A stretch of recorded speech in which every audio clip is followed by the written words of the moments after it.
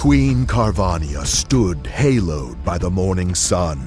An army hung on her every word. My champions, I have sold my chariot on Carvana. 'Twas a lovely SUV, an inexplicably queenly offer. They're even coming to the castle to collect it. Tonight, we feast! An offer you can feast on. Sell your car today on Carvana. Pickup fees may apply.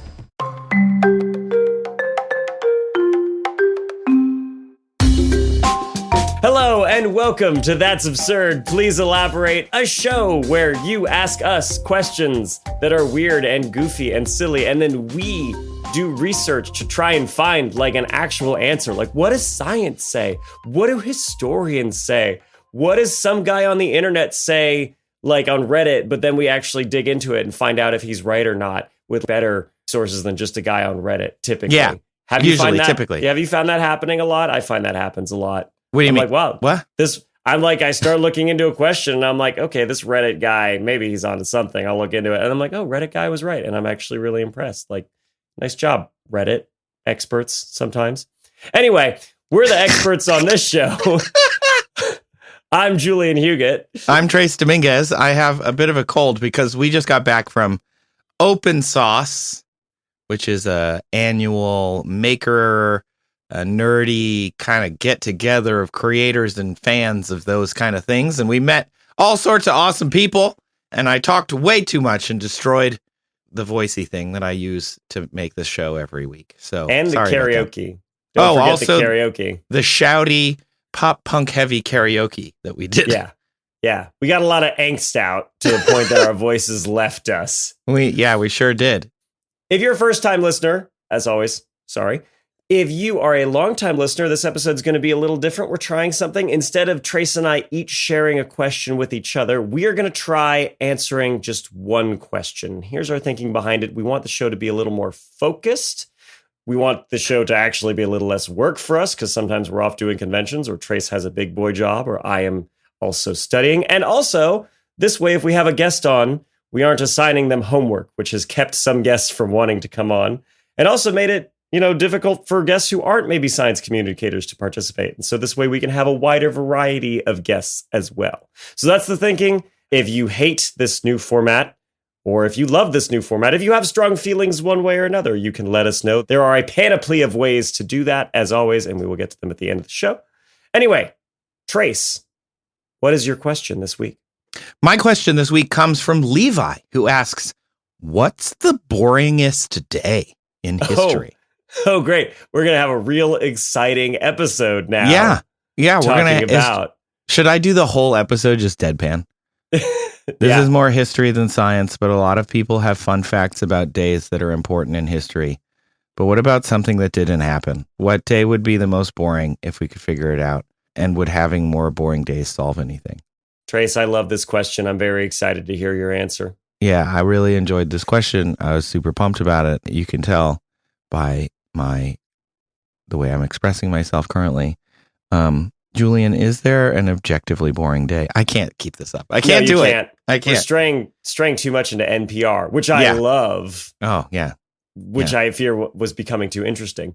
What I think is the boringest day. Okay, well, are we talking about like a single date in history, like specific year, or are we talking about like one day out of the year where the least seems to happen? The question does say the boringest day. Oh. So, okay. Can you find an objectively boring day? I think the boringest day is April 7th. Did you just come up with that? Yes. What year? Out of curiosity, would you randomly come up with? 1698. I don't know. Right, well, the other... Okay, wow.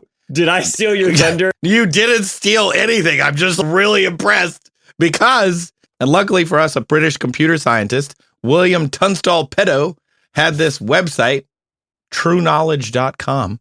Okay. And on it was over 600 million, I'm putting this in big quotes, facts Mm. on millions of different subjects. Most of those were births and deaths and, notable things that happened on a specific day. One of those like this day in history, so-and-so was born and so-and-so died. But there are some events. So I poked around archive.org's Wayback Machine to look through this really cool trueknowledge.com. It was a fascinating time in internet history that you could just make a website and people would fill it with stuff that they knew, which I guess is what a podcast is. So William Tunstallpedo took this data set and, quote, "We wrote a script to scan all of the days from the beginning of the 20th century and set it going." So the 16-year, not included in this data set. But boring is subjective, so they used, quote, "the almost equivalent concept of uneventful," and simply looked for the day with the least eventful things noted in their database. They're like, what of all of our days has the least stuff in it? And according to them, it is a Sunday in 1954 in the month of April. Oh. The day, the 11th. We're so close, but Price is Right rules, depending on how you count, closest without going over. You did great. Yeah. And I was like 300 years early. So yeah. I was way under. Way under. So according to Tunstallpedo's blog, also on archive.org, quote, "Nobody significant died that day. No major events apparently occurred. And although a typical day in the 20th century has many notable people being born, for some reason that day only had one person that might make that claim, Abdullah Altalar, a Turkish academic." Oh. And as soon as this was published, people were like, no. This, of course, made everybody very angry. Because it was still the internet. At the end of the day, The Guardian wrote there was a general election in Belgium. The Americans were preparing to support the French army in Indochina, a forerunner of the Vietnam War, and the author of the article was born. Who wrote this Guardian article? It was their birthday, which is probably why they were so mad to be like, I know there's a bunch of stuff that happened this day because I was born today. There were also new episodes of The Bob Hope Show, What's My Line, and I Love Lucy aired. All of those things are not boring, right? Okay. Wait, there was were they particularly memorable episodes of They were very popular Lucy? Shows. But that's fine. I agree. That doesn't make the day less boring. If it wasn't the either Lucy giving birth or her and Ethel eating chocolate in the factory. That's like one of the most famous episodes, though. Do we care that much? Really? Lucy! Maybe we do. Maybe we do. Anyway, there was a flurry of press after this was published, but very little pushback at first. Then in 2011, this was published, sometime in the single 20s. The naughties, as the British say. In 2011, Deseret News, based out of Utah, posted their paper from the April 11th, 1954 date. Specifically, the front page of their paper, which is pretty fun. And I was reading it, and it said Walt Disney's film broke a record by running for 9 weeks at the Tower Theater. Salt Lake City appointed a new health chief, and a furnace was on sale. Wow, exciting. Not boring at all. Thrilling stuff. This in Salt Lake City, Utah. Specifically. Just the most riveting. The furnace on sale is front page news. It was on the front page. I only read the top above the fold on the front page. This is so 1950s Utah. It kills me. What's even in the rest of the paper? And some paint was drying on Mrs. O'Leary's house. Wow, I like that the 2011 website quoted a 1954 paper, and all of a sudden you're in the 1860s. Might as well be. I don't know. Yeah. They also had in the Deseret News front page, in out-of-state news, Florida had a beauty queen who refused to come down from a 30-foot pole, and a 2-headed baby in Indiana was recovering from a bout of pneumonia. The 50s was a crazy time. Then I went to the New York Times machine, and there was news in North Korea, Spain, a primary election in Illinois. So it's not boring. It's just that nothing of note happened at this giant data set on trueknowledge.com. Right. And it does depend on the data you're working with. Right. If you don't have every event in history, Right. And on top of that, that data set was skewed because it was based in the UK and the English-speaking world, and potentially there were things that weren't happening to the UK and the US on that day, but they were happening elsewhere in the world. Are you saying the US and UK are not the center of the planet? I mean, technically, they're like kind of up high and like off to the side a little bit. I mean, the prime meridian runs through it. Yeah, that's just because they invented it. You could put the prime meridian really anywhere. Yeah, that's right. They were in charge of that decision. Yeah. So pedantically, even William Tunstall put it was like, the data set is skewed. Our script is also not perfect. But the media ran with this anyway. So if you Google the boringest day in history, you get April 11th, 1954. You get it over and over and over and over and over again. Even on the Wikipedia page, they write that the fewest events that made it into an English language Anglo-Western skewed notability database is the answer to this question, and not the fewest events that happened, which I was like, dang, that Wikipedia editor had a tood. Yeah, and they were right. They were right. So I thought, if it's not April 11th, which is what everybody says, what is it? April 9th. You said 7th before, so I like that you met in the middle. Good compromise. I'm averaging the boringest days. Have you ever thought about what would make a very boring day? Just without trying to pick a day in history. Like, what would be a boring day? That's what I started thinking about. Oh, man. You know, he recently passed, but I'm thinking of Sam Neill, a Sam Neill quote that was going around in his passing. Sam Neill played Alan Grant in the Jurassic Park movies, or in Hunt for Red October, he was like the first mate. It's one of my favorite movies. And he had a quote saying what he hopes for. And it's like basically the boringest day, right? No wars, no deaths, nothing major happening. Just like a peaceful, calm day in the world. That sounds nice. It wasn't it? What a guy he was. What a guy. And yeah, I'm inclined to go by the similar answer. It's just like a day where we're all like, wow, what a boring day for every human on the planet, basically, or as much as you can. You know, a certain number of people are going to pass away and be born, like they can't be helped. But it's going to be exciting for the people, or I mean, it could be exciting either way, I guess. Yeah, depending on how you feel about the person who's born or died. Excitation isn't necessarily a positive thing, right? We correlated that way, but you could be emotionally excited negatively. Yes. I had a bunch of thoughts as well before I even turned to any research and even tried to answer it outside of this April 11th date. For example, one of the first things I thought of was the cosmic dark ages. Have you heard of the cosmic dark ages?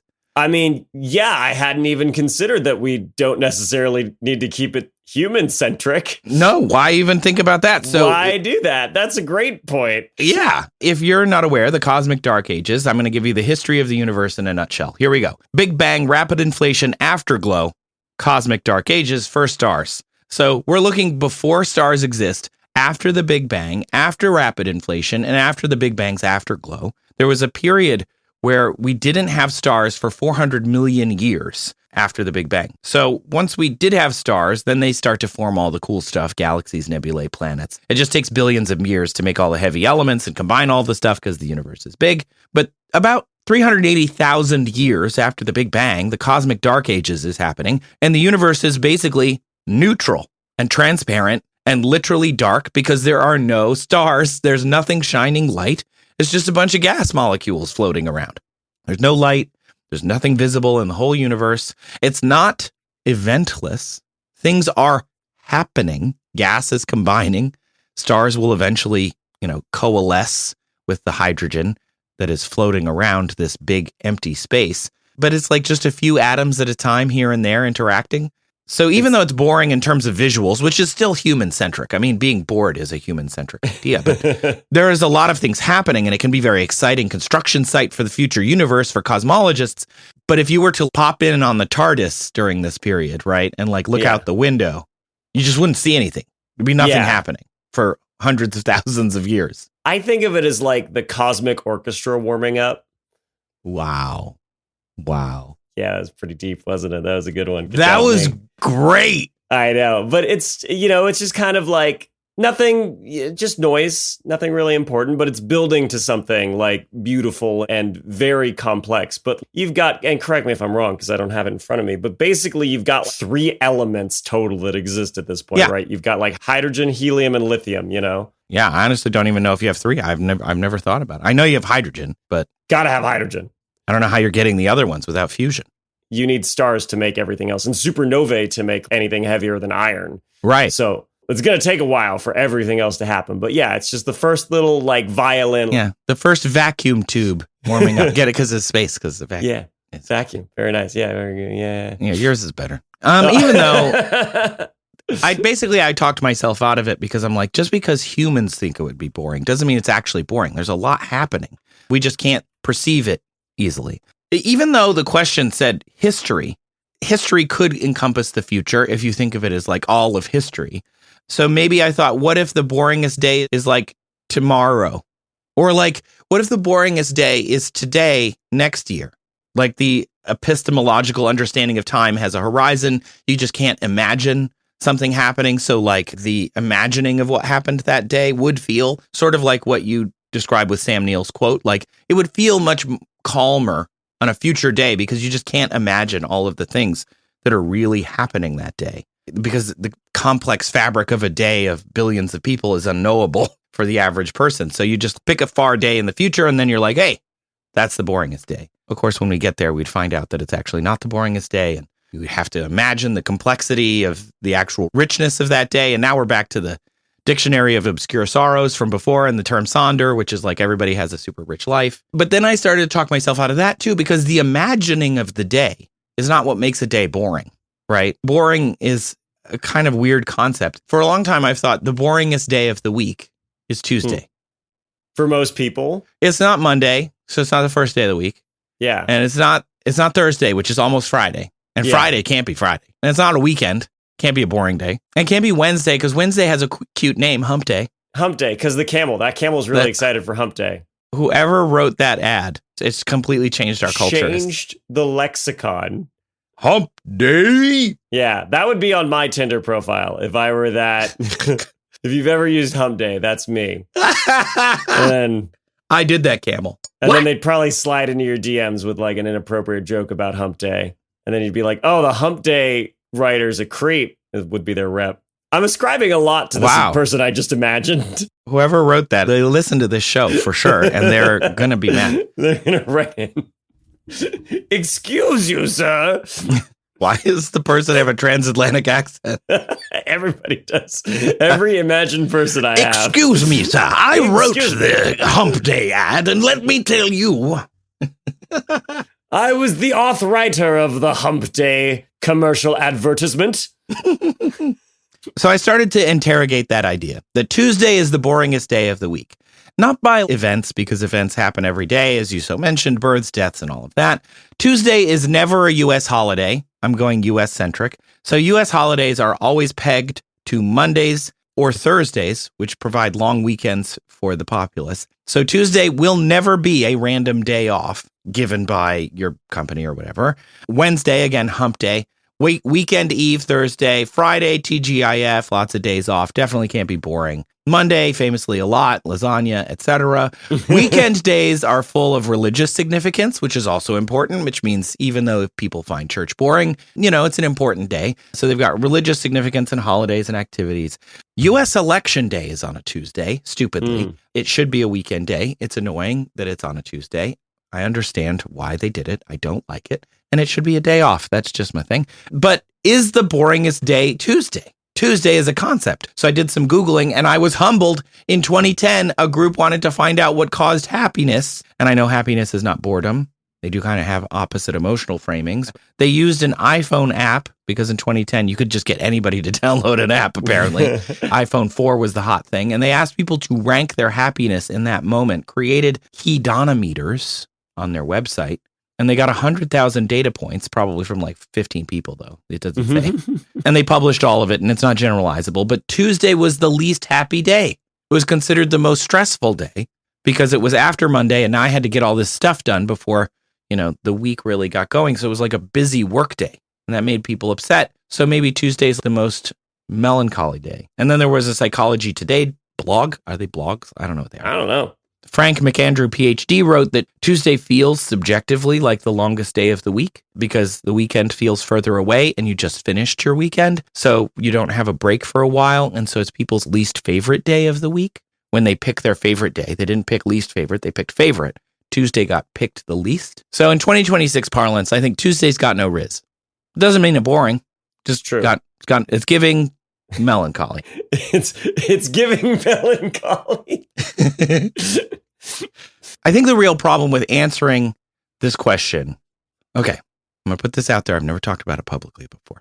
Oh, exciting. Scoop. We're scooping now. I think within the last generation, there has been a major shift in culture, like a really big, important one that no one is talking about. And it makes me crazy. And we are glossing over the importance of it. And we talk around it and we talk about things that I think that this specific thing is affecting. Since maybe like 2010, we talk about it all the time. And yet we never talk about this specific thing.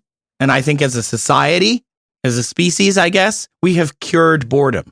Oh, There is no such thing as boredom. Boredom is over. We have a thing in our pocket with the entire history of our planet. Every work you could watch a 5-hour film. You can read every book. You can see every comment of every person everywhere in the world in every language. people are recording meaningless conversations Constantly. for strangers to listen in on. Right. Yeah. If you're bored, you can just eavesdrop on two dummies Right. for like 45 minutes to an hour. We have cured boredom. What is boredom? Right. I have a definition, but how would you define it? I'm going to go with the state that comes with a lack of stimulation. Perfect. Exactly. Yeah. Frontiers in Sociology paper had a nice, concise definition. Boredom is a, quote, state of mind characterized by a lack of interest, stimulation, or challenge. Wow. I could write a dictionary. We have that. We have Yep. a state of mind characterized by a lack of interest, stimulation, or challenge. Now, it's not because we don't have stimulation anytime we want. I think we have that. And so thus, we can be stimulated, find something interesting, or find a puzzle at any moment of the day, anytime, anywhere we are. And so thus, I think we have cured boredom. We're solving the problem with apps that make you not be overstimulated, right? Right. Like the Focus Friend app. Yes. I met the developer of that, Bria at Open Source. And I was like, hey, thank you for making me not overstimulated when I'm trying to watch a movie with my wife. She really appreciates it. But it's funny, I had to install a tool to take away all the rest of my tools. Yeah. This paper also writes that boredom can arise from routine tasks, repetitive activities, or a lack of novelty, which can result in a sense of time dragging or feeling stuck in a monotonous routine. Boredom can also arise from unmet expectations or a discrepancy between our desires and our current reality. They got real deep on that one. They did. So what causes boredom has changed drastically over the last, say, 5 generations. Your grandparents' parents might have been born in the early 20th century, late 1800s if you're older. But, just 3 human lives ago in the 20s, handful of commercial radio stations exist. Barely any films. Certainly not mass market entertainment blockbusters. Those wouldn't be invented till the late 20th century. The main mass communication was newspaper, and the illiteracy rate was 6%. So only 50 years earlier, 1 in 5 people were illiterate. So the entertainment was newspapers and some radio and some films, but reading. And you could read anywhere, but you didn't always have a new book. You had to go get one and find one. There was boredom where you wanted to do something and there was literally nothing for you to do that you hadn't already done. You could go do chores and do laundry, cook or clean, talk to somebody. There was a lot more of that because we had to fill that time. But if you're not doing that, I guess you grab a book. By the way, the books that they grabbed were not dungeon crawlers or magic centaur romances or murderous true crime either. It was a lot of literature. And there was, of course, pulp fiction, but even that didn't come about until the mid-20th century. So in the 19-teens and 20s, boredom was part of the culture. It was ennui, true boredom. The malaise spread across the land. You were like, I guess I will lay on this fainting couch and wait until inspiration strikes me up. I guess up. Yes. Struck up by inspiration. Because you're already down. Because you're down. Boredom. You're laying down, so you have to be struck up, I guess. Yanked up. I don't know. Whatever. On-demand stimulation wouldn't be invented for a long time. So boredom comes from the 1,000-year-old word bore, as in to make hollow. I never had thought about it that way, but it comes from literally a hole. Right. Makes sense to me. Boredom is the feeling when you're just empty of activity, which is a pretty unique concept. There's always nature to explore, but even the idea of a hike, I know some of you are out there no, you could go for a hike. You could go for a walk. Nature in the early 20th century was dangerous. It could kill you. We had not tamed it and put it inside of a fence. It was like you could just be walking around and something's like, boop, I just poked you with my spur and now you're going to die. That's it. So nature is wet. It can kill you. It can cause illness that's difficult or impossible to cure. I threw in wet because it bothers me mostly. That's your first negative, not the wild animals. Also, ew, it's wet. The squish Ew, of my yucky. socks. Ugh, Hate ugh, it. I don't want it. Yucky. So boredom can, of course, happen. You're in a carriage. You've got hours to days to fill on your journey from Chicago out into the wilderness. And you end up just like in your own thoughts with no simple or quick escape from that. And so that's this true boredom. And I don't think we have that anymore. We can escape from that immediately. Yeah. When was the last time you ever felt true, inescapable boredom? Oh, man. Not the same as disinterest, by the way. I want to point that out. A lot of people are like, well, I didn't want to grab my phone. Nope. That's disinterest. I was disinterested in that type of stimulation, so I had to choose a different type. But boredom is I am longing for something and I cannot. I have nothing to fill this emptiness with.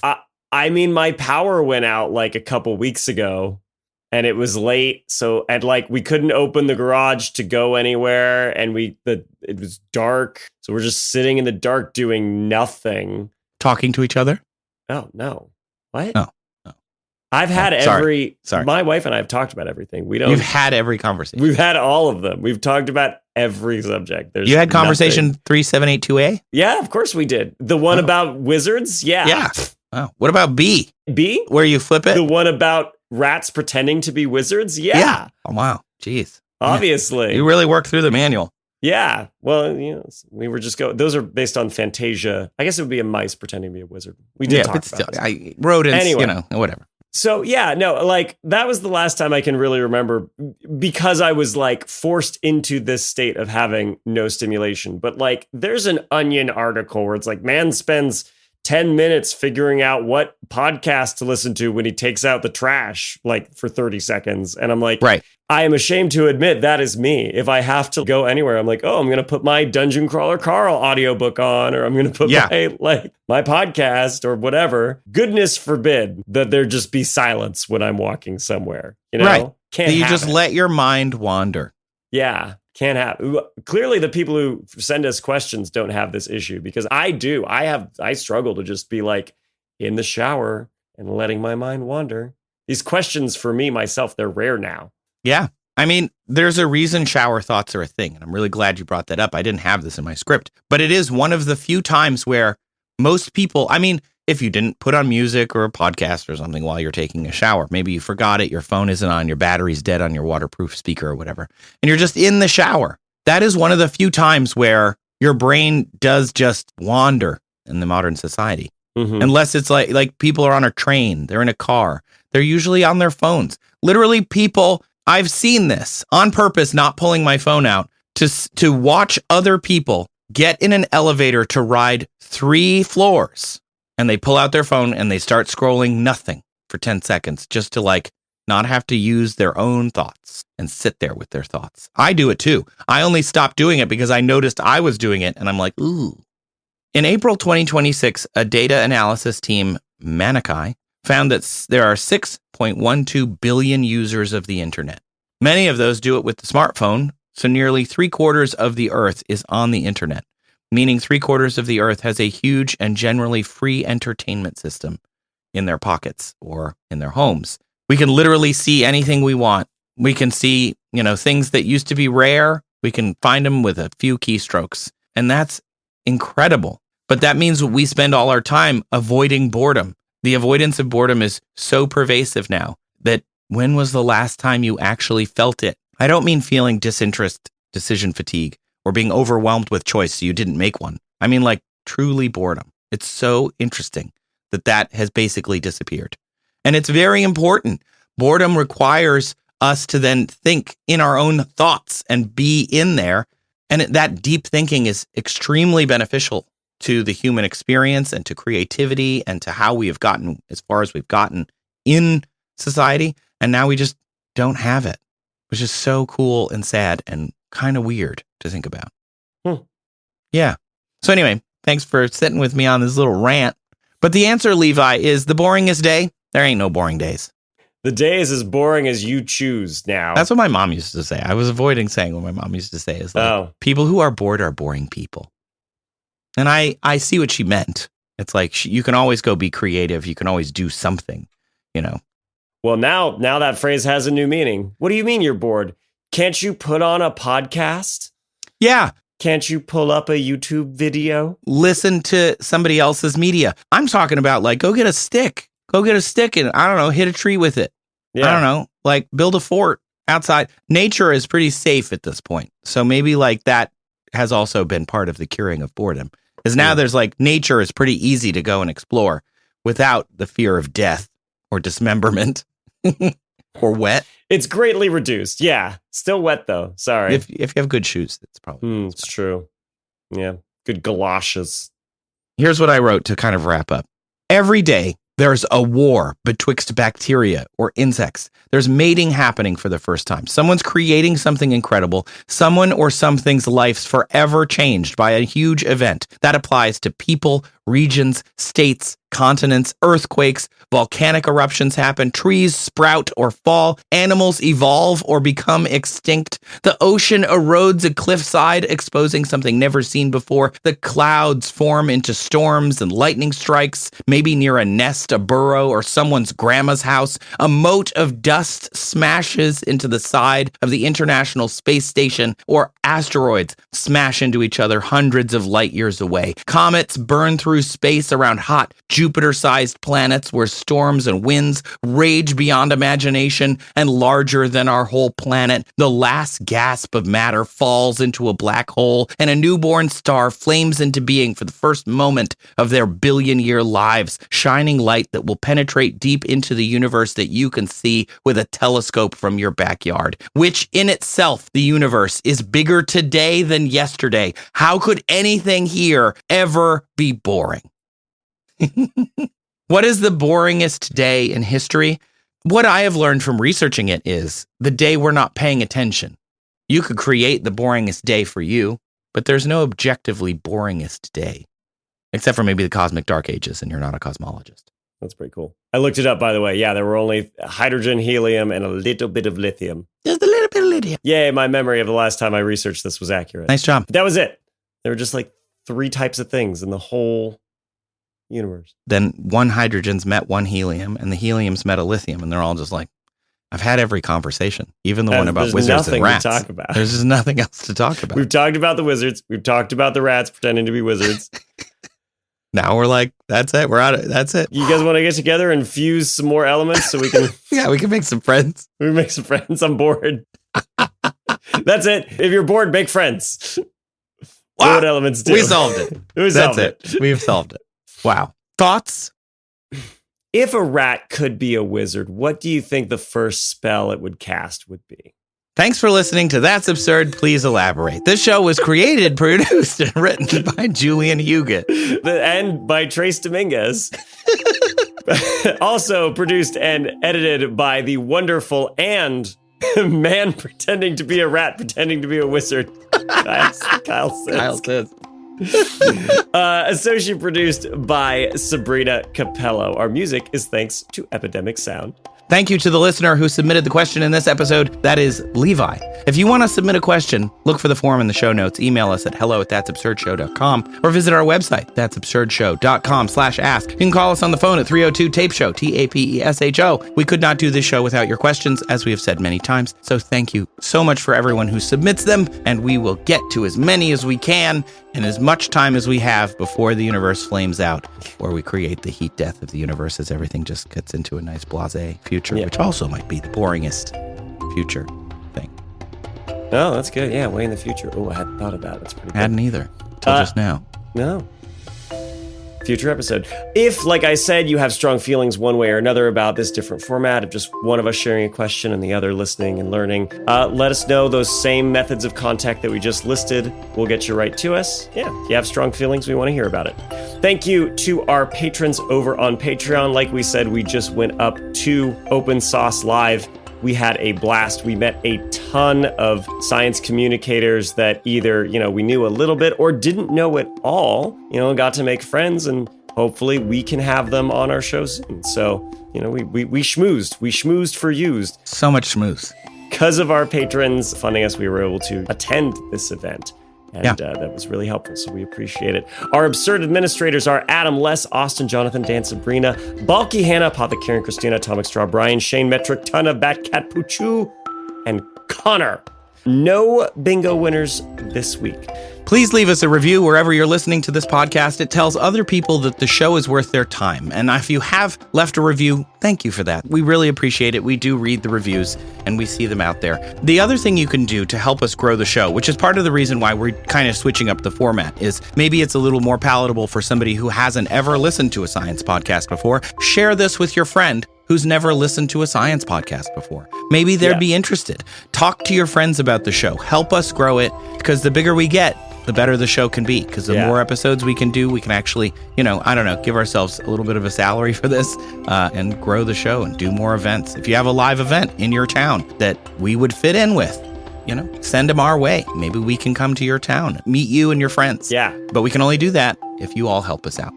I've got the perfect in, right? If your friend's like, man, I'm bored, you could be like, yeah, but are you as bored as April 11th, 1954? Yeah. Yeah. Are you? Are you? Are you? Didn't think so. Yeah. You could be more bored. Do better. If you want to see clips from the show, go over to our Instagram, That's Absurd Show. You can also find us on TikTok and YouTube. And a special thanks to those listening on Nebula. Nebula listeners get access to ad-free versions of episodes. They support us and other independent creators, many of whom we saw, again, at Open Sauce. They're so cool, Trace. I didn't know most of them. I've been watching their stuff on Nebula and on YouTube for a long time. And I was like, oh my gosh, that's Brian McManus from Real Engineering. You'd never met? I'd never met him. It was exciting. You know me. I love Real Engineering stuff. You sure do. Yeah. Then you got this, which was great. And you got to meet Tearzu, Patch from Tearzu. Patch is awesome. He's so nice. Very nice guy. We got to have him on the show. We only had him on the show to talk about worms that one time. Yeah. And he mentioned it. And I was like, oh, you should just come on as a real person, not just as worm guy. Yeah, not just as an expert that we phone in. Well, Trace, what do we say at the end of every episode? I feel like that's rats pretending to be wizards. That's the weird one. Because, rat wizards, I saw The Secrets of Nim or whatever, and it freaked me out as a kid. But, wizards, whatever. There's a whole lexicon of wizard content. But, rats pretending to be wizards. There's nothing in the... Are they actually magic? In the rule book that says a wizard has to be human, right? There's nothing in the rule book that says a rat can't be magical, Whimsical, even. Magical, whimsical rat. I would go see Magical Whimsical Rat. That's a great band. Actually, it's a Broadway musical. It's the sequel to Cats. Jellicle rats. Jellicle. Magical, whimsical rats. Because the cats have been lifted up to the spaceship after the Jellicle ball. And so while the cats are away, the rats will learn witchcraft. Yeah, they won't play. They don't play. They learn witchcraft. They don't mess around. Very dedicated. Their time is short. Jellicle rat. Well, on that note, we'll see you next week with another episode of That's Absurd. Please elaborate. If you're bored in between then, you can always listen to our back catalog. Hey. Our back Jellicle cat-alog.